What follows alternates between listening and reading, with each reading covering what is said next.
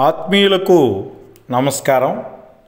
ఈరోజు మనం వైకల్యంతో మనిషి బాధపడడు, విలువైనటువంటి జీవితంతో ప్రపంచాన్ని తను గెలిచి చూపిస్తాడు అన్న విషయాన్ని తెలుసుకుందాం.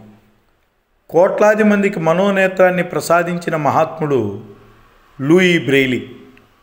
తాను పుట్టినది మొదలు తన చుట్టూ ఉన్న ప్రపంచ వైభవాన్ని చూడలేని మానవుడిని మనీషిగా తీర్చిదిద్దడంలో జగద్గురువుగా నిలిచిన మహోన్నత లూయి బ్రెయిలీ జన్మదినం ఈరోజు. ఫ్రెంచ్లోని క్రువే అనే పల్లెలో పుట్టి తన 4వ ఏట ప్రమాదవశాత్తు దృష్టిని కోల్పోయాడు. పెరుగుతున్న వయస్సుతో పాటు అందునిగా తాను పొందుతున్న విద్య సంబంధమైన కష్టాలను అర్థం చేసుకుని నిరాశ నిస్పృహలకు ఎదురీది 6 చుక్కలతో సంకేతాలతో లిపిని రూపొందించాడు. ఈ పోరాటంలో అహర్నిశలు పనిచేయడంతో క్షయవ్యాధితో 1852 జనవరి 6న ఈ లోకాన్ని విడిచిపెట్టారు.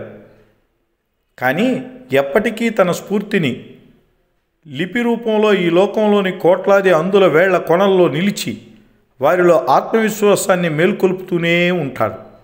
ఎటువంటి అవయవలోపం లేకున్నా మానసికంగా అనే లోపాలతో బతుకు ఈడిస్తున్న మనం లూయి బ్రెయిలీ స్ఫూర్తితో జీవించడమే మనకి మంచిది, ప్రపంచానికి మరింత మంచిది.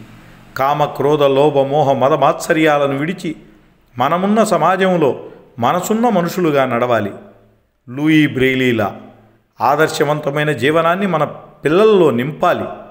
మనతోనే జీవిస్తున్న ప్రత్యేక మానవులకు అండగా నిలిచేలా లూయి బ్రెయిలీ ఆశీస్సులు మనకు మంచి మనస్సు ఇవ్వాలని ప్రార్థిస్తూ లూయి బ్రెయిలీ దివ్య పాదపద్మాలకు నమస్కరిస్తూ భారతమాతకు వందనం, తెలుగు తల్లికి అభివందనం, వందే మాతరం.